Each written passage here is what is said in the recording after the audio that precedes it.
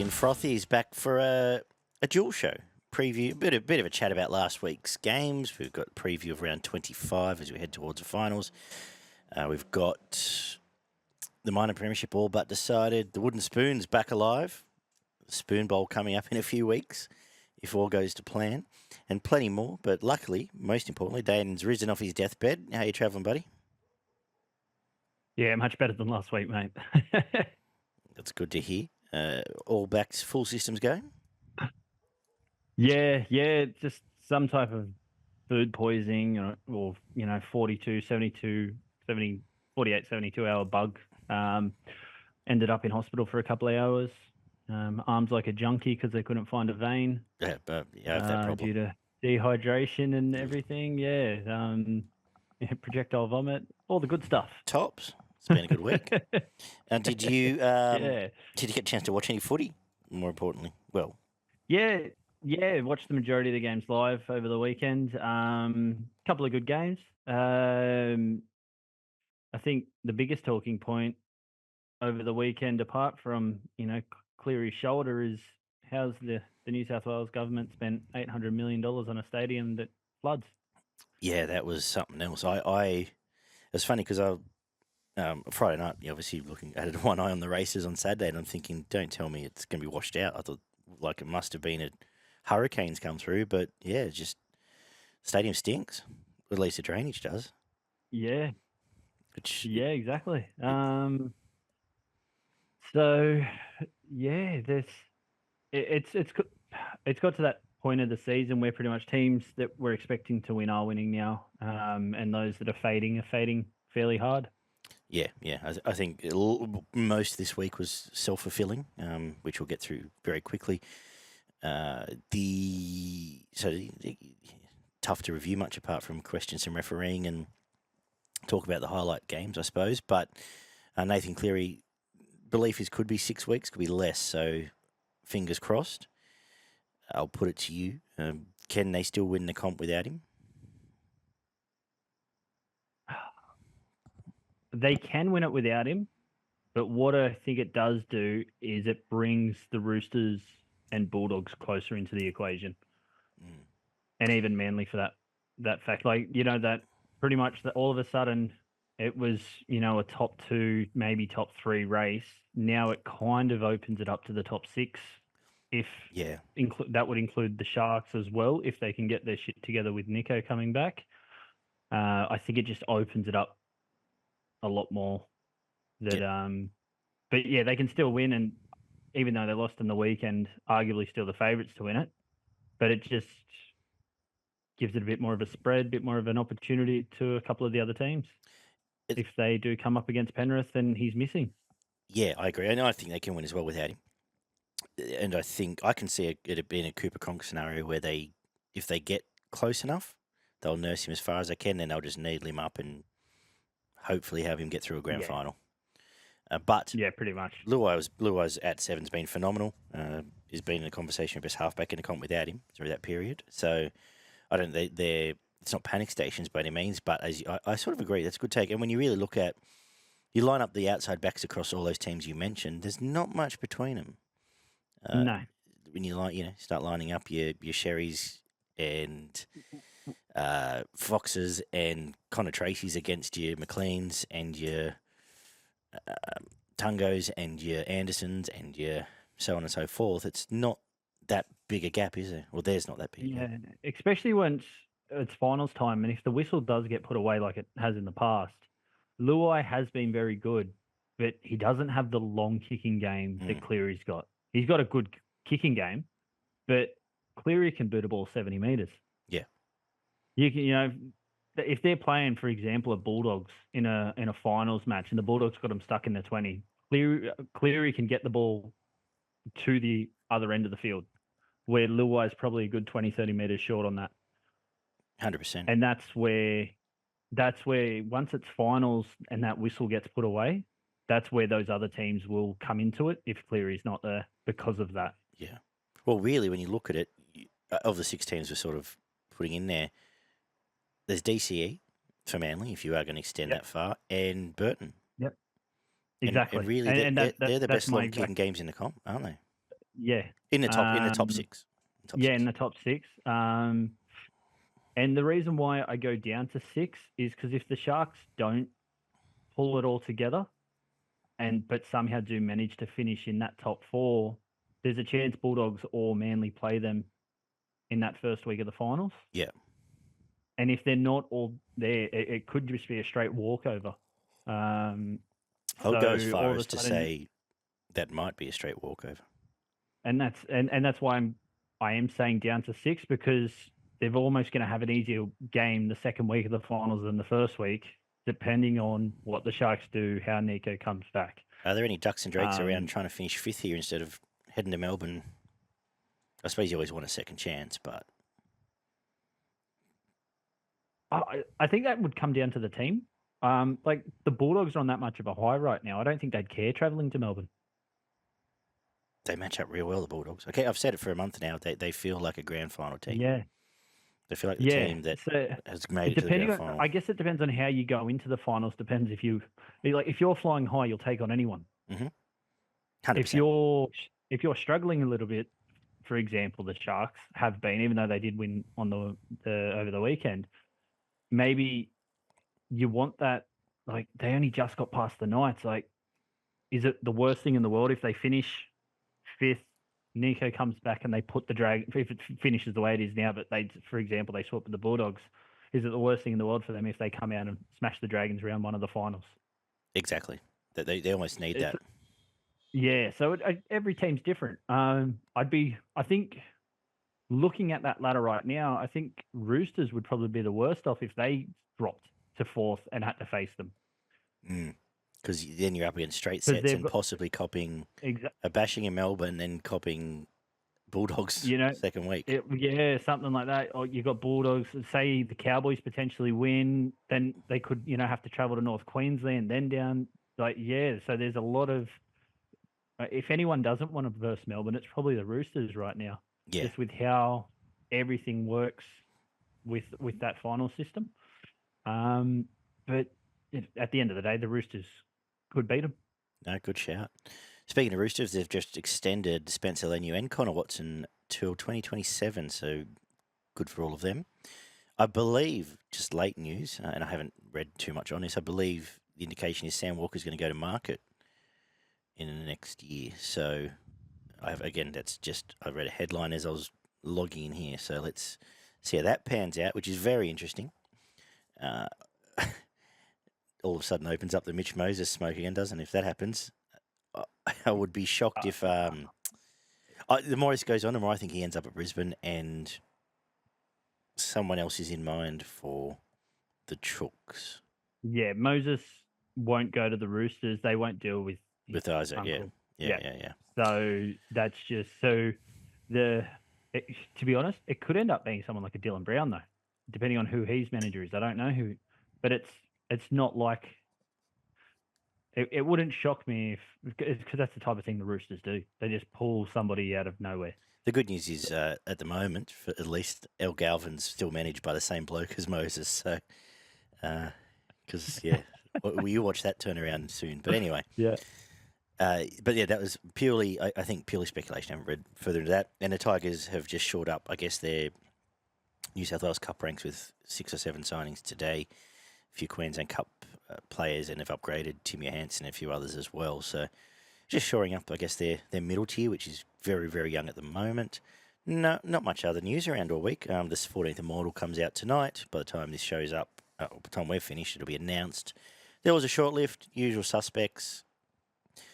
I would suspect probably Cameron Smith and Darren Lockyer are the shortest of the favourites there at the moment. So we'll see how that pans out. Absolutely ridiculous if Smith gets it this early, and arguably Lockyer too. Okay. Is this whole thing tainted because they rushed Johns through so quickly? Which everyone's saying is a mistake.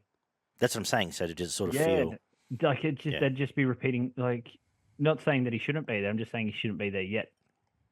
I think it should be Coot, just from what those that watched him have said.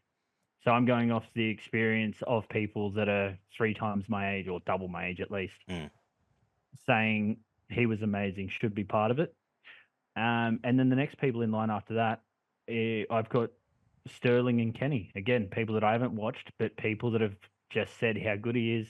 Kenny seems to be the one that's in front on that argument. And the simple argument is he took Wally Lewis's spot in the Australian side. Yeah. So if you're moving an Immortal out of their position because that's how well you're playing, gives you a fair indication of how good he was throughout his career. There are plenty of people that tell you how overrated Wally Lewis was, except in a Maroons jersey too. I know exactly. folks like Queensland wouldn't like to hear that, but signing news. Yeah. There was signing news for the Tigers. Did you see that? Yeah, they've signed. I said they've signed 7 players, a few out of Brisbane Cup, a few out of. What? No one even know. What are your thoughts on them? They're just shoring up. But are you looking forward to any of them potentially making first grade next year, or possibly that Johansson? He's played 1 game. He's been from all reports a standout in New South Wales Cup this year. Basically, they've used 50 players in the lower tiers, all year, and a lot of them are 18, 19 years old. So they're just trying to get, I guess, a few older heads to shore up the middle, I suppose. So nothing is going to be world changing yet. I haven't studied them. I had a look at the names and everything, but hopefully more to come. Hopefully another top grade middle is probably what they're after there in the coming weeks. I saw Latu Fainu named. We'll get to the preview later at 14 this week. Would suggest that Jaden Sullivan's got a long road back to be playing first grade again. And tied in with Benji's comments that he hasn't been able to rest Galvin because they don't have any other halves. So. Yeah, I would suggest there's more to open up there, but no one of note, no one that you're going to go doing flips about, but solid second tier players, I'd say, for now. No other signing news really. So no, RCG looks like he'll be off to either the Dragons or the Cowboys. And I think there has been, I believe, Horsburgh linked with the same, plus the Tigers in there somewhere. Yeah, and I think he was seen at Canterbury League Club as well. So there's a few forwards being shopped around. Bunty Afoa could be coming to the Eels. And I believe Jazz Tavung is leaving the Warriors, but I don't know where yet. Yeah, so it does look like the forward, like that, the props look like there might be a bit of pinball action over the off season with a few props moving around throughout different clubs. Which all of a sudden, once that starts happening, all of a sudden your Clemmers and your Saifidis will no doubt be in that discussion as well. That's it. So it's almost like just waiting for that first domino to fall. Yeah, exactly. And then just you sit back and wait. We'll worry about those dominoes when they do fall, and we'll talk about the, I guess, minor premiership playoff. Storm 24. We'll whip through these without the time to get through a proper review. We will hopefully bring one back next Tuesday. Works for you, does it? For a proper review? At the moment, it does. Cool. Yeah, a lot can change in that time, but actually, probably early we can do Monday. Actually, now I think of this. That said, we'll whip through these games from last week, and the big talking point will be the 24-22 Storm, all but guaranteeing themselves a minor premiership over Penrith in a game that. Look, I thought it was a good game without ever really reaching epic proportions. I know it was close. I know there wasn't much between them. But I think it just was a level below the most high-intensity club games you get. It didn't feel like a semi-final intensity at all. I think both teams probably walk away going, okay, we've fired a quick salvo and we'll go back to the drawing board. What do you think? Yeah, pretty much. It was built up to almost be like the grand final played in August. They tried to build it up so much, and I don't think it live up to the and sold out and great at Bluebet, and the car park was full at 3:00 in the afternoon, and or filling up, I should say. You can tell a referee's performance is bad when both sides are on social media for the whole weekend, saying that they were done over by the ref. Yeah. As a neutral, that was one of the worst performances because both sides were done over. But it's so funny watching the Storms fans and Panthers fans saying how they were the only side to be done over throughout the game. There were shocking calls both ways. I agree. And to the point where it got to the point where I don't think the refereeing decided the game. No, I don't think so either. But I know what you're saying. But if he's the ref for the grand final and that's the grand final, something's going to happen. The only relief he'll have is that he's not dealing with the Roosters, because they'll get into him, and really, because he just doesn't. He's not very compatible with the Roosters. He can't control them. No, so he can't control here the Roosters. they're a bit better boys. He looks like he struggles. It's almost like you can tell with Klein, almost in the first 10 minutes where this game's going, because he starts getting his squeaky voice on. He goes a bit, and then he really tries to stamp his authority for 10 minutes, and then it's almost like things get worse from there. He just gets flustered. Yes. How somebody that's refed that many games at the top grade gets flustered, I don't know. Agree. Look, interesting, I guess, a couple of quick talking points out of the game itself. Well, first of all, look, if Nelson was wearing a different jersey to what he has been, he'd, for example, an orange and black one, he'd be spending half a season on the sideline this year. I don't know how he gets away with some of it, albeit the one he got binned for probably was contact to the back of the head, but there's very much a reaction where someone gets hurt and they have to do something before it's properly investigated, I think. Well, Munster was the one that got hurt. Exactly. I'd argue that the Mitch Kenny one later in the game was far worse. Mm-hmm. And I'd almost argue the Nathan Cleary one at the end, which didn't even get a penalty. Yeah. Yeah, which the match review committee ended up agreeing that, Kenny's looking at some time on the sideline and what Nelson just got a fine. Yes. So, like, I don't know how the bunker does it. Because I'm going to bring them up, we'll move on from refs only because I'm going to get back to it in the Newcastle game. I don't want to spend all the time there. Some interesting talking points in this game. Very clear, and a very interesting tactic for other teams. See if they follow to try and isolate Warbrick on 2-0 early in the game. Crossfield kicks, trying to get in there, and it brought pretty much most of their success. Who would have thought having a guy almost 6'4" 7 or foot whatever, tall up against somebody that's less than... I don't know how it's taken this long to get there. Who would have thought to use that tactic? Correct, but it brought great success for them early, leading to, I think, both tries. Well, the Katoa try at least, and then a couple other close chances. I thought Yo for Penrith is probably their best. He was outstanding again. Trying to work through it now. Grant Anderson, I thought he's been amazing since Coates has been injured. Yep. It's just another one. Where's Melbourne found him? Another one that comes in, does a job, hardly makes a mistake, knows how to finish. Absolutely. And Howth inside him. They're just two guys that we wouldn't have given two thoughts to. But, God, they've played some good footy. As is Tyron Wishart, who probably swung the momentum later in this game. As he got deeper in this game, him coming on for Munster changed the game. I was about to say him. Yeah? Yeah, I was about to say Tyron Wishart. Could he be the face of the new Bears side? He could be. Another year in Melbourne before being... He's too good to be on the bench. So another year under Bellamy, work on his craft a bit more. He looks like he's got it all. Whether he has all that once he leaves the Melbourne system is the argument. But I agree with you. He changed the game once he come on. He's played what, 6 or 7 positions. He has a great running game. He's obviously scored the match clinching try, but along the way it was his running that really got them back in this when they were faffing about a little bit.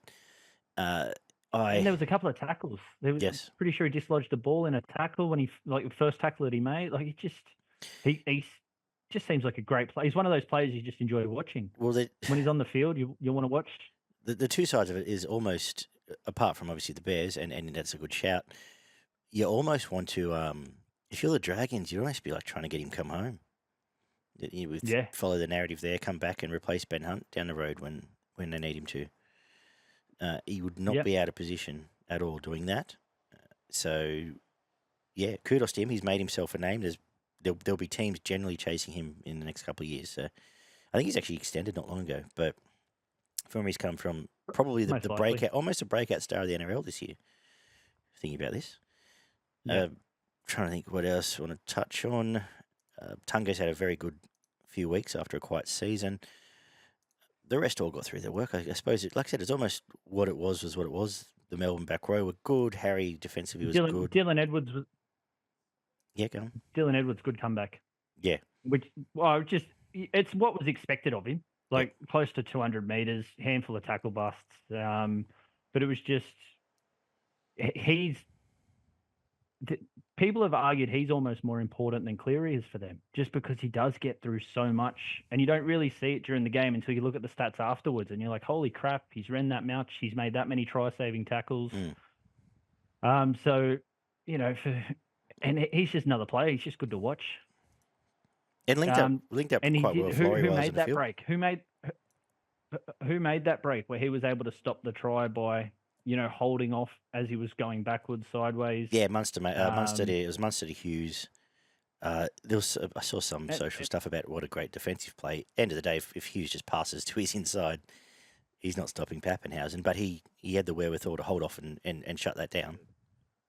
Yeah, and they're the little things, like you talk about how do you win a comp. Little plays like that is how you win a comp. Yep, agree. I think, like I said, I don't think either team can walk away disappointed.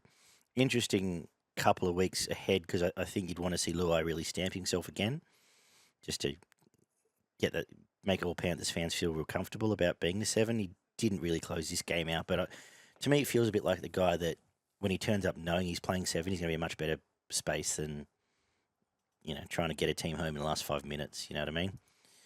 Yeah, definitely. Munster Hughes were better, as was Pappenhausen. The whole Melbourne spine connected much better than it had been.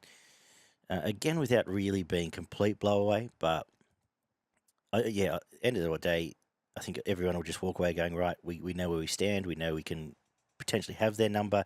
I think Melbourne will be more than anything happy they won. But the more I think about it, I think Melbourne have won this corresponding game in the last few years.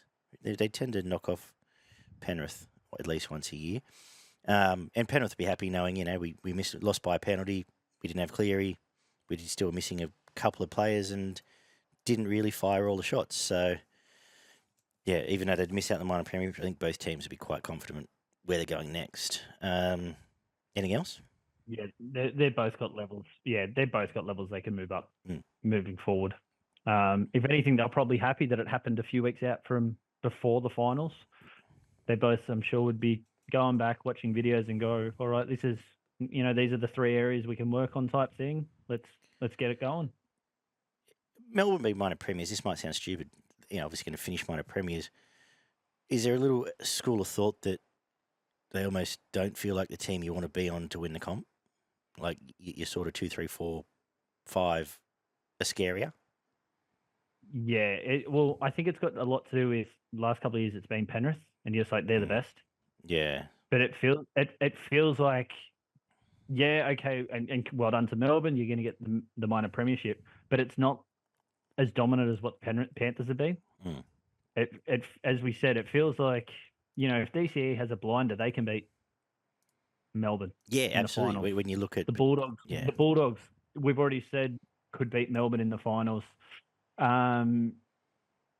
Last year, if you weren't inside that top 4, you weren't given a chance at all to beat Penrith.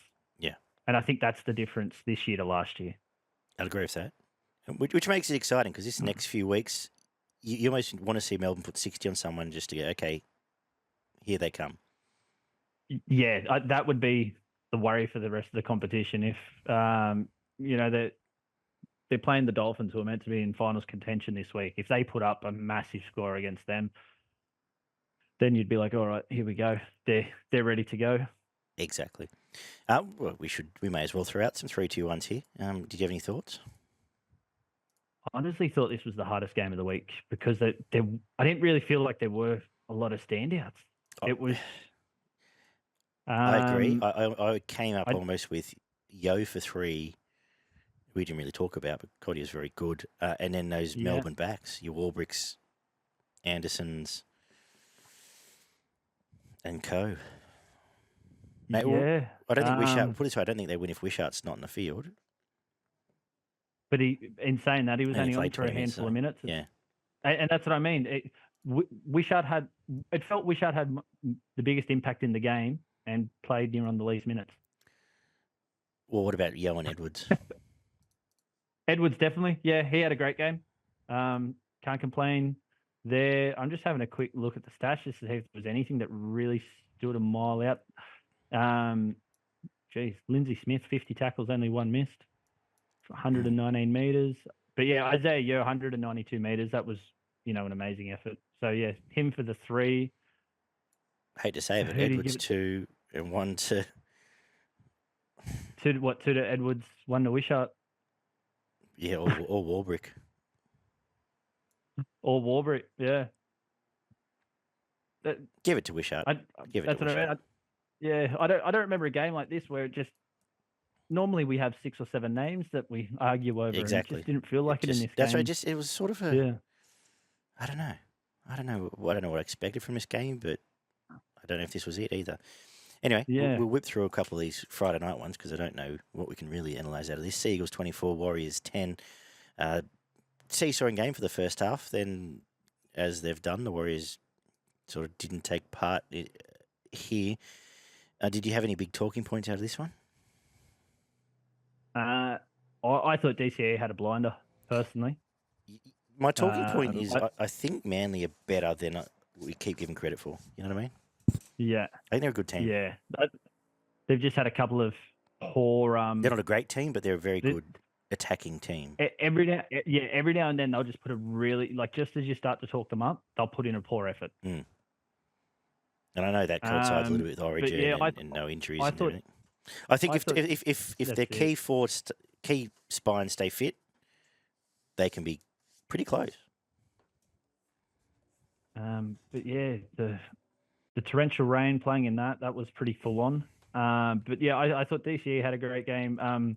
Luke Brooks, I believe, kicked for almost 500 metres as well. Yeah. Tommy was, and that's the thing with Manly and why you do give him a chance if Cleary's out, because if DCE is playing, that's what I'm saying. If he's kicking, if he's doing the Cleary role, and you've got Brooks and Turbo scheming, and then Talau and Garrick and co, they're try scorers. Like Lehigh Hopewadi. Yeah, he seems to be. Even Barn mentioned while you were away. Barn mentioned him last week. Yeah, they've found something there for sure. It's a backline full of points. Absolutely. Their big problem's going to be just not getting bashed out of a game against, say, the Chooks. Yeah, but that's where DCE comes in with that kicking game. Exactly. That as long as they don't get bashed for too long, he can pull them out of it. Yeah. As for the Warriors, unfortunately, Sean Johnson's fairy tale finish is just not happening. It's not going to happen. Chance ran for over 200 metres again. He just loves getting those yardage meters up. But yeah, unfortunately, there was too much expectation on the Warriors from the start of the year just because they overachieved last year, I think. This is pretty much where they were expected to be last year. Yeah. And now they're back to it now. Yeah. I think that's the best way of summing them up. And the future doesn't particularly look that bright for him, really. You know, you get Metcalf, a combination of Metcalf, Chanel. Fisher Harris is going to be huge in the leadership. Absolutely, but you're losing Fennell Blake. But I suppose from a pure leadership point of view, you'd almost make him club captain next year, wouldn't you? Yeah, with SJ going in that, I would be. And their issue, I think, is going to be the halves because they've got 3 or 4 there, even with SJ gone, and they don't seem to know who they want. I think Metcalf is. I was going to say, I feel like Metcalf will be high on the list. But they'll spend the first 8 rounds trying to figure out who to partner him with. Yeah. If they have a proper pre-season, I think Tamari and Metcalf can be good together. It's then finding pieces around. Chance won't let you down. Young Jet Cleary, I suppose, will end up in the system, whatever that means. I know he's only a kid. He's still a few years away. Mm. And yeah, if Manly don't get bashed out of finals, you can keep Paseka. And they only got a fair few of these forwards back recently as well. Alloway suspended, Paseka, in and out injuries, etc., etc. They can trouble teams. And you just never know. You get into those real wrestles, and DC can bring an Origin game level form to it. You never know. 3 for him, 2 for Tommy Wonderbrooks. Yep. Or Tommy Talau's had a good season, by the way. He always was a talented player. But just getting rid of a lot of the shit from his game and just getting opportunity. And he's looked good. Mention him. But, what do you think of what I just said? And what's that, sorry? And, anything else? Oh, I just about to say, that's why they're a threat. Because that back line, they can just score tries from nothing. From their own line. That's sometimes that's what wins you those big games. It's those individual moments of brilliance, and that back five can pretty much pull a try out of nothing at almost any point. Yeah, there'll be some exciting matchups coming because you could be looking at 20-meter chips off their own 20 for Saab and Fox having to chase him down or things like that can get you excited in a cauldron sort of game. Yeah, definitely. Roosters 38-14 over the Eels on the Allianz Swamp. What do you say about your blokes? They didn't get going to the second half. Good thing it was raining or wet. Otherwise, it would have been 60. Yeah. If not more. The wet weather's meant to bring teams closer together, and the Roosters still just dominated. Anyone you want to really talk about? Because we don't need to spend lots on this game. It was Teddy was fantastic. My two biggest talking points was Sevo with that try-saving tackle on Tedesco. Yep. He was meant to be on the left wing. Somehow he's on the right side of the field to make that tackle. Which is unlike him. Yeah, exactly. It's so un-Sevo, so I don't know what's going on there. He needs a contract is what's going on there. It must be. Kelma Tuolagi off the bench I thought was really good. And that's, as you were saying, that we didn't get going. It was kind of when he came onto the field is when we started to get going a little bit. But other than that, there was nothing to talk about on the Eels side of things. Teddy was great. Sam Walker controlled it beautifully. The Roosters just done what they needed to do. Exactly right. They're physical. They outmuscled them. They're faster, stronger. It was close to the Teddy show as much as it can be in the wet. Yeah. As you said, he all but had. I think he had a couple. Sevo held him up and he nearly scored on a couple of off the crossfield kick, and there's another break I think he made.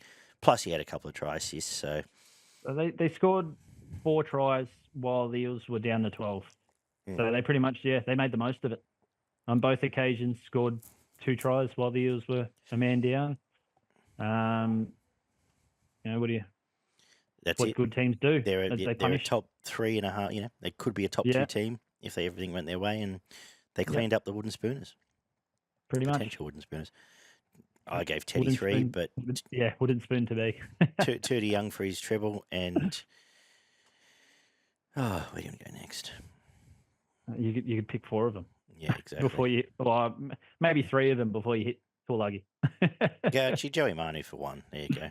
There you go. All good. They random question: is it time to take the captaincy off Gutho? I think if Moses was there, yeah, but I they're obviously not going to do it mid-season, but God, he flaps and flops around a lot, and then after he got lectured last week, and then I know he always has. But I don't know. It's embarrassing to watch. Yeah, when you get some blatant sin bins and he's still in the ref's face, and the refs stand there with him now. Like it's almost like Atkins should have binned him when he said, "I'm not don't think I'm going to save you from the bin because you've already got one in there." Yeah. That was more of a professional foul than the professional foul. Yes. Yeah, I agree. Just see you later. Yep. So holy. I think it's one of those things that. And not a knock on his effort, and I don't think by any means they should be in any rush to move him from fullback or anything like that. But I think it might be better for both parties that he just gets to freshen up and can go and be. I'd love a team full of Guthos, but I just wouldn't want him as captain. So, and obviously Reed's not there. I'm just looking at other options. Eddie's Moses. I think Sean Lane's done it in the past, but Moses really. and Junior Polo, and that's it. I think next year, if you're serious if Riles is serious. And they're going to get the best out of Moses, it's probably time for him to run the Terry show. And I know he loves his whinge as much as anyone else as well. But Yeah. at least it's a fresh outlook. Yeah. Saturday kicked off 30-10, Bulldogs over the Dolphins in a.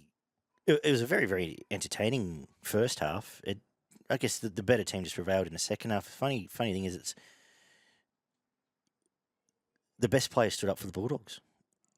Burton, Kickow, the outside backs are just on fire. Toby Sexton, very good things along the way. They're just a very good team, and they played very good football and beat a team that's not quite as good as them, but tried very hard. Well, they've now got the best defence in the comp with Officially, another yes, game they of do, with another game of no points in the second half. Yeah. And what we mentioned the other week with the Bulldogs is their issue. It's like they finish strong, they don't start that fast. And that can be the issue when they come up against those top, the Panthers, Storm, Roosters type sides. They can put 2 or 3 on you real quick if you're not starting at 100%. But that's a very Penrith approach. Like you can see Ciraldo's... And this comes back to it. And at the end of the day, I reckon if I asked you who the fittest teams in the comp were, you'd probably say the top 6. I'd say the Bulldogs. Well, yeah, but you would say Bulldogs, Penrith, Melbourne. Yeah, Chooks. Because they play for 80 minutes. They never look fatigued. Off. Doesn't matter what the score is. Yeah. And only because I'll get to They never look tired. Only because when we get to the Tigers game, who were convincingly better for 55 minutes, and admittedly a lot of my kids and this and that, they were gassed by the end. And you just see with and that ties into their poor decision making and everything else. Whereas the fittest teams just are happy to go at their level till they need to, and in the last 25 minutes they can kick up a gear.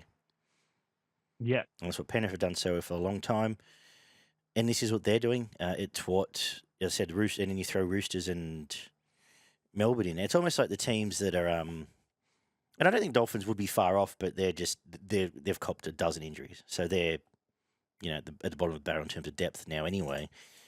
But no one questions the hard regimes of the top teams because they keep winning. It's when you go down the bottom and everyone has a bit of a sook about trying to get too fit. But the proof is always in the pudding. It has been, especially in this game, and I think Bulldogs show that here. But anyway, back to the actual game. What do you take away from everything else here? Were you as horny as Vossi for Hammer chasing down the fox on the wing? The funny thing about that, I feel like the Hammer could still have gone faster. He was in second gear for a lot of that. That's what it looked like. Yeah. He looked like he still had 2 more gears to go. Yep, I agree. I don't think the Fox is what he was 10 years ago anyway. He definitely isn't. But to I've never seen anyone make the Fox look slow. Yeah, he had him covered a long way out. And it was almost like he toyed with him. Yep. It was good to see. It's still fantastic theatre, and that's what I'm here for. But yeah, absolutely. But Sexton again, it feels like the Bulldogs have been great pretty much all year defensively, but their attack again, since he's been in the side, things are just moving forward. Yep. He's just very direct, and it's not just he has the short kicking game that Burton doesn't. He also has a short passing game. He's got those beautiful flat short balls that cause a lot of havoc when they need to. The ref having a go at Reed early on. Yes. I actually think that helped Reed because that was one of his better games. Put him back in his box. Niggle. Yeah. He just played the game. It was. I forgot about it. It was quite funny when he just ran up and guy just goes, "Please leave." Yeah. And then the ref goes, "Mate, what do you want him to do?" That was fantastic. Yeah. So, but again, it's a team performance with little moments of brilliance, which is what good teams do. It's one. They're now that team you go and watch. I know the NRL. If you didn't watch this game all the way through, you can go see the 15-minute package and the 4-minute package on KO and YouTube's and that, and you think, okay, Burton and Kickow and that's sort of as I said, which is true. The best players did this and that, but it's the pieces. It's sort of the notes between the music is what makes these great teams, and in the work Curran gets through the work. Hughes gets through and some of those blokes really adds to it. And what's changed for them this year, I'd say. Yeah, but again, they only missed 20 tackles. Yeah. Reed was 5 of them, which is normal for him. Mm-hmm. He misses, 5 every week. He has since he started. So to take his 5 out of it, to miss only 15 tackles in 80 minutes, most teams are doing that in a half. Absolutely. Like that's premiership winning defense. They're going to go deep. They're going to go deep here. I think they can make. I don't know if they can win a comp. They can. Yeah, but they feel like they feel like a grand. will. But they do feel like a grand final team to me. Yeah. And again, I feel sorry for the Dolphins because they've run out of steam again. And as you mentioned, injuries have just taken it away. Like Plath, I've loved watching Plath play at lock, but he's just not the same at hooker. They're missing a couple of forwards. They're missing it feels like they're missing a couple in the backs. Like it's frustrating because I would have liked to see them in the finals. And they're a good team at their best. They're a good team to watch. I really love what Nikorima plays. I like what Katoa might still be 2 years away from his absolute best, but he's been fantastic. But you forget he's only got 20 or 21. Yeah, he's still very young. Yeah. And that's part of the biggest issue when some of these sides have several injuries. He's starting to learn partnerships as he's coming through the NRL, and next thing you know, his outside player's no longer there, and it's someone different. Yes. So he's trying to get used to the NRL with whatever that setup is, and then next thing you know, it's changed with an injury, then another side, and it's people don't talk about that enough. I think especially the younger playmakers within the game, exactly. And how hard it is to not everyone's a Nathan Cleary. Yeah. That can just come in, walk in, and he's just got it all going for him. And the other thing that people forget is, without harking back too much to the Tigers, you forget that good clubs have the luxury of being able to blood a kid, 40 games in first grade without anyone really noticing, whereas some of these clubs have to. Max Plus had to learn on the job. Katoa's had to learn on the job. We'll get to the Tigers later. You can keep going along there. That they've had to. Bit different Trey Fuller because he's older, so I'm just looking through the Dolphins list. But they've had to be exposed without being protected. Whereas Mitch Kenny's now played 60 first grade game, probably more. Yeah, and he's a fantastic first grade footballer, but he's been brought along gently till it's time for him to take over.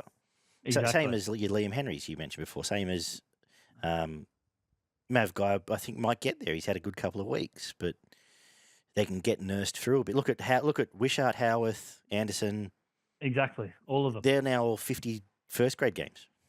But if they were with other sides, they would have been straight in the first grade. They would have struggled because their sides are struggling, and they don't get past 20 because they've been dropped. Yes, yeah. I think again another game we ended good atmosphere at Bundaberg. It looked like a lot of fun up there. Another tick for the Dogs. The Dolphins probably miss the 8 now, but next year's an interesting year for them because they're now on the precipice of going one way or another. A settled squad. They do still need some younger blood. Kaufusi was in a mood this weekend, but he's still going to be 35 or 36. We've talked about the Bromwiches enough. So next year's a very interesting year for the Dolphins because a lot of people will be trying to be bullish on them making the 8, and I don't know. I think they can win 2 more. Which will give them 30. Okay, which is enough, you think? Well, pretty much it means Dragons need to win 2 more as well because the Dolphins have the better for and against. Gotcha. Okay. So, because Melbourne this week, but then Brisbane and Newcastle. So I wouldn't say it's over yet because they've got the better for and against than the Dragons. I feel like the Dolphins would be the toughest proposition finishing 8th. If you know what I mean. Potentially. If they finish 8th instead of the Dragons or someone else. Yeah. Well, the Dragons have the Sharks. Yeah. They can beat the Sharks. We'll get to that. The Eels, they're gonna flog us. They're gonna absolutely flog us. And the Raiders last game. Raiders last round. They'll flog them too. They're fucking gone. Well, they should beat them, but all of a sudden, when you must win to make the finals, yeah, can make it a bit interesting. Yeah. Give us some points. I'm not putting the red pen through them, but it's definitely the pencil pen. Yes, You yes, could rub it the back out pacer, later potentially. the pacer. Yeah, that's it. Who are you giving points to here? I personally had Karaz at 3 with He's kick under 4 300 tries, 2 meters. tries, 3 tries. I 2. 2 tries. I do prefer him on the wing when he plays. He's a winger. He's a winger. Yeah. Sexton, I had up there whether he's worth points or not because it's not that he does anything amazing, but he's got them flowing since and we said it at the start of the year. They needed a 7 that can just control. It's one of the things I'm most proud of when we talked about our big full season preview. We were quite bullish on them needing to play Sexton. Yeah. And I think this is why they needed somebody like him, because they got in front and he just played smart, played the percentages, done what a good halfback does.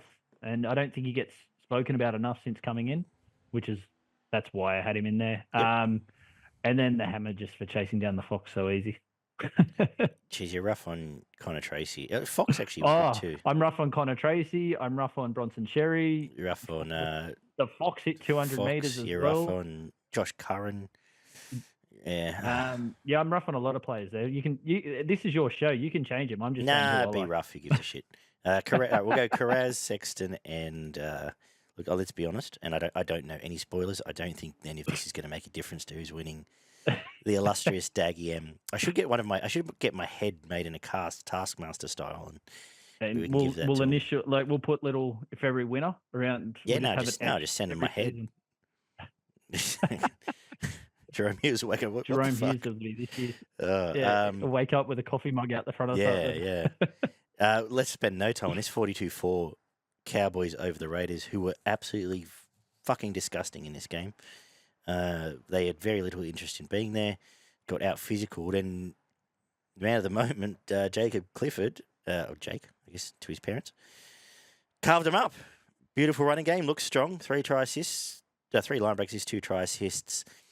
Did he get a try as well? Yeah, he did. He got the first, didn't he? Yes, he did. Yeah. It was phenomenal. Looked like a star along the way. So he was great. Dearden was great. Drinkwater was great. Val Holmes had a picnic. The outside backs all had a picnic because Canberra decided it was a bit too hot up there and clocked off. Is there anyone you even want to touch on here? No, it was the most dominant performance of the week. Short and sweet. Clifford was, as you said, amazing. Holmes was never going to, great plays like that don't have bad games twice in a row. The issue is who's going to be your single point, because there was about 7 of them or 8 of them before anyone from the Raiders could even be potentially mentioned. That's a good question. 3 to Clifford, 2 to Holmes. Let's go with Scott Drinkwater, I think would have been on for it, but he got taken off after the 60th minute. Otherwise, they were hitting 60. If he stays on, they score at least another 3. And I did enjoy the inception photos going around of Scott Drinkwater on the bench drinking water. Give it to him. Fuck it. He did have 2 try assists and 3 line break assists as well, but the game was well and truly dusted by them. Dearden was good. Yeah. So they're in they're in pretty good form now, the Cowboys. Well, that's what I was about to say. For our ladder chat here, did they win another game this year? Yeah, they got the bye, then Melbourne. Well, they beat the bye. That's it. So what's that leave them? They need to, don't they? They'll finish on 32, so they'll be fine. They'll be in the finals. Okay. And unless the Dolphins can win all 3 remaining games and make up that for and against, which they would. If Cowboys were to lose both, Dolphins were to win all 3, they would jump them. Yeah. But that's the only way they fall out that I can see here. They'd have to drop this game, wouldn't they? The Broncos, yeah.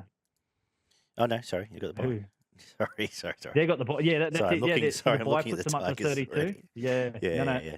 And so as it stands, once they're up to 32, the Dolphins are the only one that could jump them. Yeah. And they just have to, as I said, win all 3 and make up the for and against, which is only 30 odd points. So not impossible, but So they're going to make the finals, but I got a feeling they could be on the back of a hiding or 2 before they get there.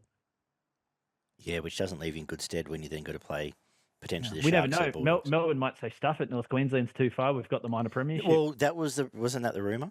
It was a That rumour. they were going to rest. Their rest round would be round 26. 26, yep. And they wouldn't travel north, save everyone the trip, save the Guns the trip. They'd probably give Munster the run though. You know, you still end up with Munster, Fa'alongo. And let's be real. Say if Munster's out, say Munster's in, Hughes is out, they're just going to play Wishart. Correct. Yeah, and Fa'alongo at fullback's probably not. You know, they rest Warbrick and they bring back Coates for a run. You know, so it's not. I turned to John Hawkes. He said 5 times. It's not like it's one of our sides giving a rest to our players with absolute nobodies coming up. Correct. They're nobodies are first grade players in every other team. Speaking of nobodies, 18-16 Tigers over the Bunnies on the back. Oh, well, the difference being an Aiden sees a penalty goal, but as I mentioned earlier, I thought Tigers for a good 50 minutes were the best team. And I think this was a case, and admittedly a team full of kids, this was very much a case of them gassing out in the second half. And Souths fought back. But Souths were abysmal that first half. They're outside. I've mentioned him before, but your Milnes, Kenners of the world are borderline first graders.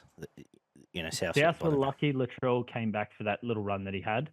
Oh, yeah, Otherwise, they do potentially finish below both Eels and Tigers.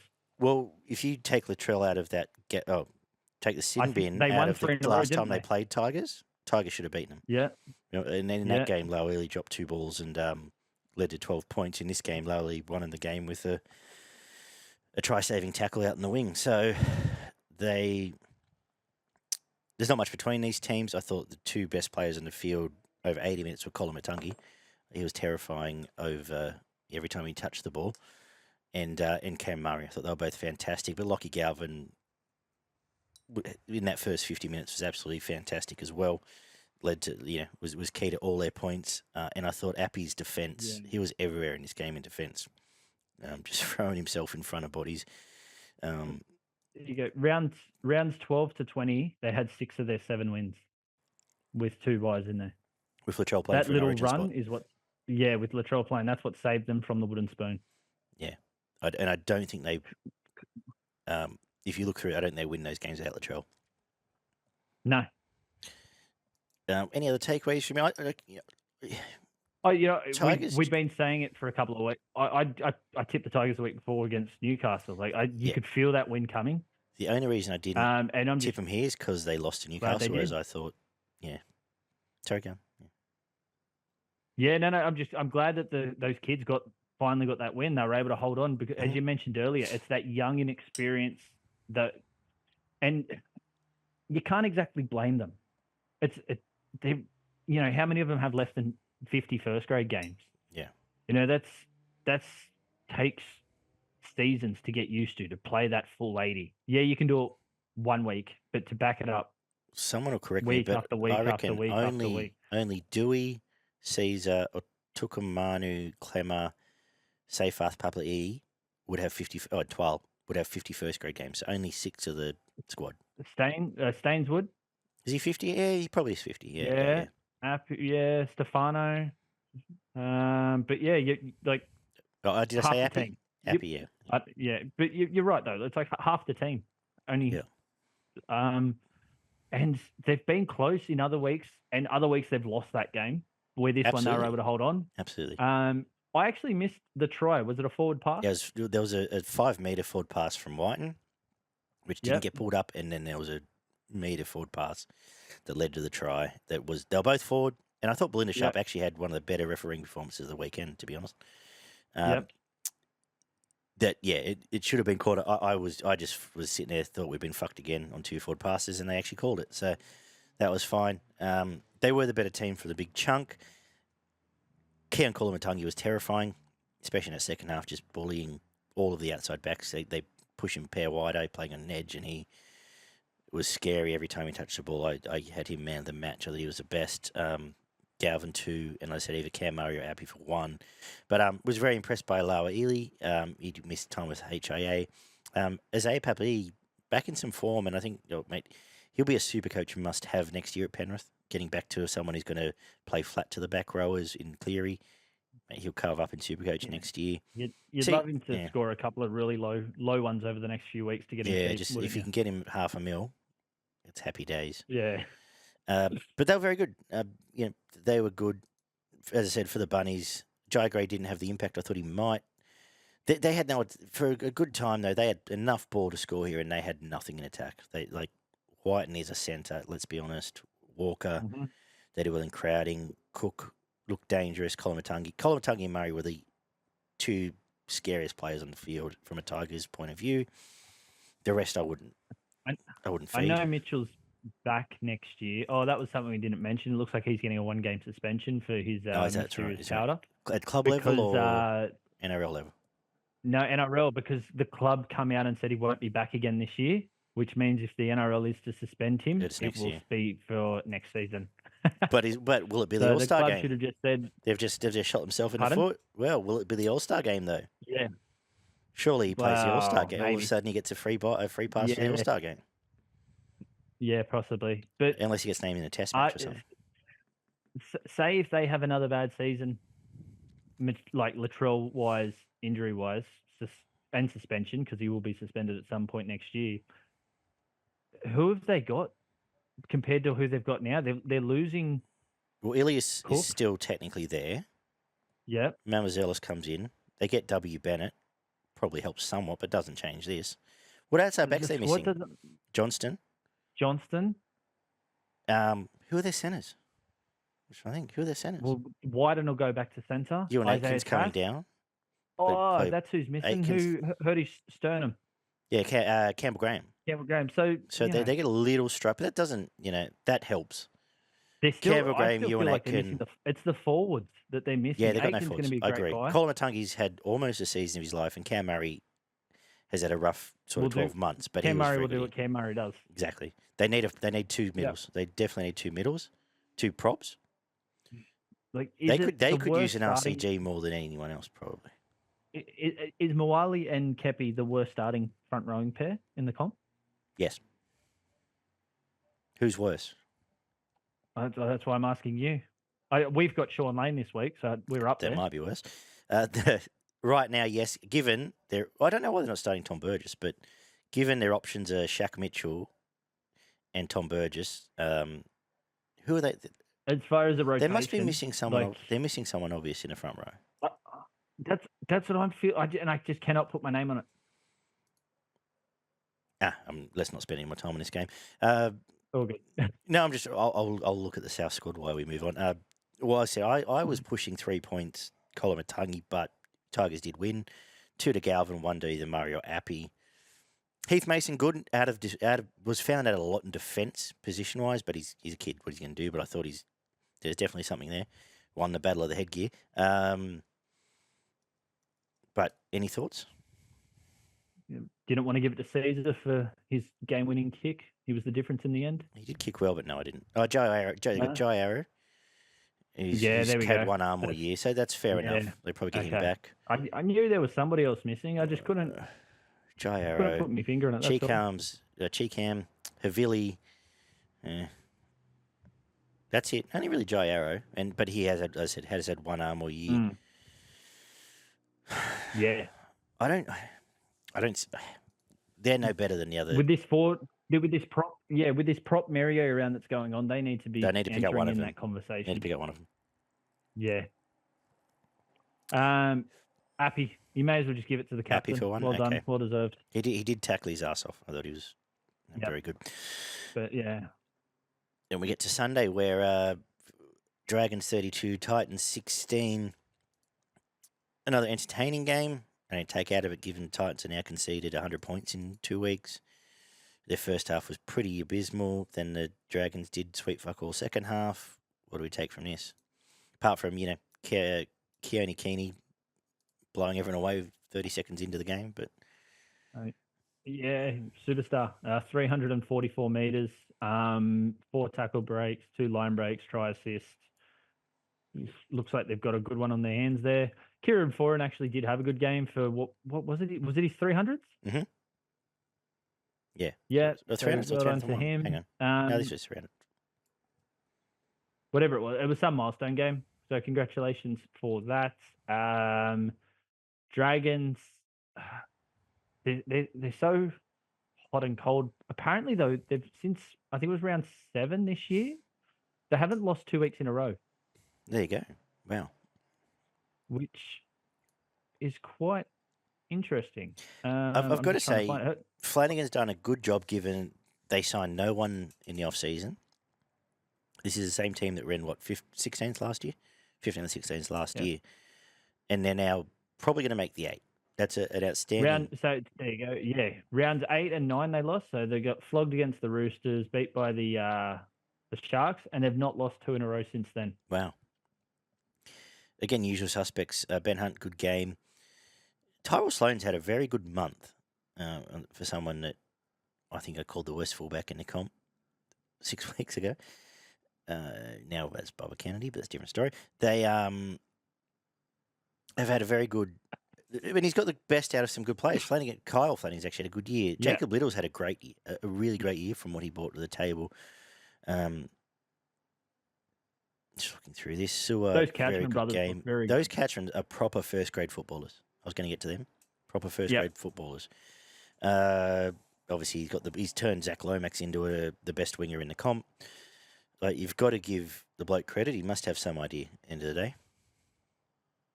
Hunt to Lomax is 10 tries this year, which is leading it for pairings of players. Who's second? Do you know? You just know that stat. And I just know that stat from watching the game. They did mention it. I just don't remember who was second. But you'd have to think the majority of them would be off kicks. Absolutely would be. Absolutely would be. And probably him stealing it out of the fullback's hands in 8 of them. Yeah. Yeah. So... is Jack de Belin going to South? Did I read that? I don't know. Is he on the market? He's a very good footballer. I think there was rumours going around that he was potentially looking to move or, weighing up his options. Yeah. At the end of the day, I think they do hold on to 8 and then get blown away by the Bulldogs or the Sharks in the first week of the final. But as you said, to get them into the 8 at the start of the year, like I had them in the bottom 4. I had them wooden spoon, so... Yeah. So there you go. I probably had Bulldogs bottom 4 as well, so shows what I know. You've got to say the 2 best coaching performances of the year were from those 2 coaches. Yeah, Keir Keeney we mentioned. There was some good stuff from the Titans. They're obviously missing Tino. They didn't have Mo here, but their middle's been abysmal for the last few weeks. They're just their moments are in attack. It's their defence that's the letdown. Exactly. They just go missing in defence, particularly through the middle of the field a lot of times. Yeah, like 3 tries. That first try off the first touch of the game was amazing, but like every week they've got these little highlight packages in attack. But you just look at it's the basic defence that they did have coming good in the middle of the season that's gone missing again. And when you're playing a team that's got someone like Ben Hunt in it, you're going to suffer. Yeah, exactly. They Campbell's come back in good form. He managed to score his try where he dropped the ball into his foot by accident and scored, which is fair enough. I didn't really have a problem with that. I don't really talk about it. Fafita's actually had a quiet year for him by his standards, especially by Supercoach standards. How much you lost on him? He's just, I don't know, I've stopped looking at Supercoach. He's just had a bad year. Yeah. There was all that talk around him not playing Origin. I still would argue that he was the better option than like a Capel on that. But for Fafita's standards, I would say it's been below average. Yeah, I agree. But next year they get back Tino, they get back Mo's back this week. Beau Fermor, who's had he's probably been the pick of their forwards. And there's another couple of injuries that come back, but let's again, we can talk about next year plenty of times. Who gets the points here? I had Hunt for 3. Mm-hmm. I had all these. I had Lomax. No. Tuipulotu? Yeah. Yeah, I had him for 2 and Lomax for 1. Yeah, I'm fine with But that. happy for you to No, change let's as roll with required. that. I had the Couchmans both. Geez, they Proper were both footballers. close to Yeah, getting real a good point as football. well. Next year they're going to be they're going to be guns. Yeah, Let's yeah. 1918 Sharks in Golden Point over the Knights. Of course, it meant earlier this week Buzz trotted out his stupid fucking 4 points for here and 3 points for here and whatever else Golden Point crap. Where end of the day, I'm ready to. Actually, I had a look at that, and if you change the ladder he- to that, the ladder is exactly the same. Yeah, I think actually someone else tweeted that. There's no difference. Yeah. If the EPL and NFL play draws, I think, except for finals.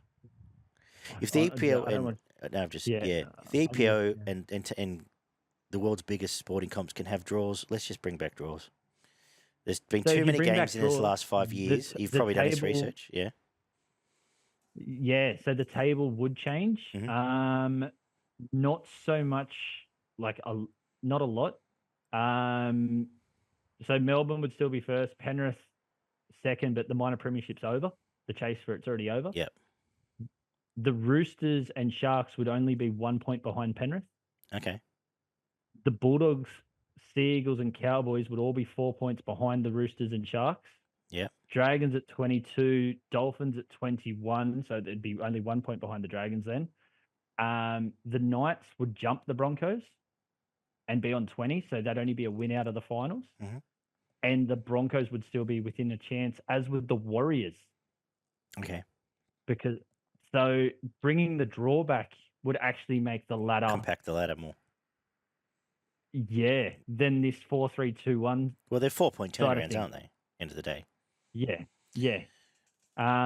So I think more often one not. of the comments I seen on it was quite funny. Was may as well start doing what the Super Rugby do and give an extra point as well for teams that score 5 tries No, and no, fucking get 5 line. let's just- It's like, This doesn't need to they be were just taking the complicated. piss out of him. Yeah, it doesn't need to be complicated.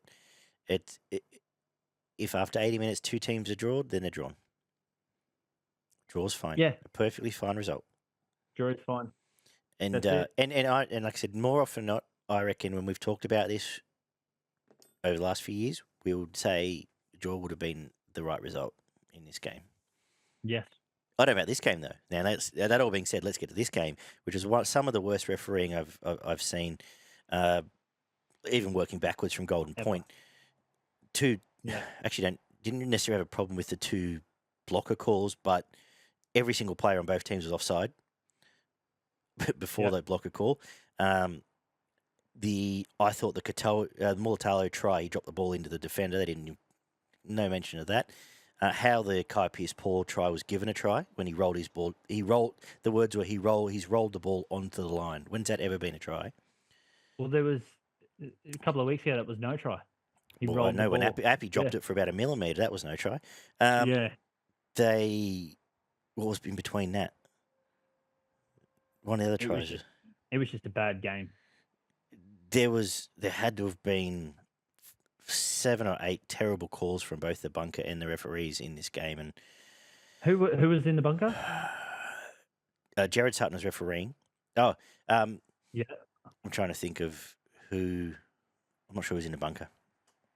It wasn't Casey, I don't think. But no, it wasn't. It wasn't. Hang on, I don't believe tell you, so. give me a Anyway, sec. No, I can't see. But let me have a look here. No, anyway, doesn't matter. The sin bin for you're taking the game to half time. How is that any different? How is this any different to a player getting up and playing the ball slowly in the last 5 seconds of the game? I know what you mean. You know what I mean? Like, what's the difference? Yeah, because they would have come out and said it's the right call because of what he done. But I know exactly what you mean. Like, it's why do they punish one but not the other? Exactly. If they turned around and said, "Mate, you're taking a piss with 2 because you're ahead by 2 with 10 seconds left," I would understand it. But there's no difference in what they're trying to say. There was another. What was the other sin bin? There was something else there. Anyway, who cares? Enough referee. I'm talking about sick of referees. The game itself. What do you make of it? That was my rant. terrible. Neither team can win the comp. Yeah, it's just Knights are gone, and the fact that the Sharks couldn't put the Knights away, Sharks are gone. That's about it. Yep. Trying to what I was going to say. We've talked for much longer than I thought this review's going to go for. In fact, we'll probably do a second show for a preview now. We've gone this long. Again, they're playing with no halves. It was just bad. It was just bad. Well, like for 25 minutes, the Knights were completely disgustingly embarrassing to start the game. And the Sharks only came away with 2 tries. And next minute, the Sharks did sweet fuck all for 40 minutes. Yeah. So what do you take from this? Well, the Knights, this is what we expected from them last year before Kalen Ponga went on that amazing run, a bit like the Warriors. Overachieved last year, and this is pretty much where we expect them to be. They're above a few teams on the ladder, which, those teams below them are poor. And the Sharks, well, 7 rounds in, we thought, hey, this could be their year again. And then it's sort of just, they're falling off a cliff, similar to what South Sydney done last year. It almost feels like every year that happens to one team, and this year it's just the Sharks. But they've been able to at least win a couple of odd games here and there that they're still in the 4. Slightly fortuitous draw, again. I know you don't fluke your way into the top 4 or 5, but yeah, I know. You can only beat the teams in front of you. Yeah. But it does help when the teams in front of you are positioned down the ladder. Agree. That's the only way of putting it. Like, you can't blame them, and you can't blame the Sharks for it because it's done by some weird company in Canada or whatever it is. Yeah. You can only beat who's in front of you, and they do that enough to be where they are. They can't win the comp. Neither of these teams can, but the Sharks can't. No. If they don't get the halves back, they're cannon fodder round 1. Finals round 1. I'd give the Bulldogs and Manly, who are both below them on the ladder, a better chance of winning the comp. Agree. You'd argue they've got the same chance as probably the Cowboys, who are in 7th, which is minimal to none. Negligible. If they're not 100 to 1, they should be. Yep. Give us some points here. Talakai had a good game, actually. I'll go with him. 3 points. This game didn't deserve points. Where am I going next? Frizzell, 2, and either Marzu or Daniel. Actually, Daniel Atkinson was pretty good. Atkinson was okay. Atkinson actually probably deserves 2, I would say. And Frizzell or Ponga for 1, I suppose. Or Gay Guy. I would have said, I guess Atkinson. I'm still trying to find that who the bunker was. Yeah, okay. Yeah, whatever we said is fine. Thank you, Greg. Yeah.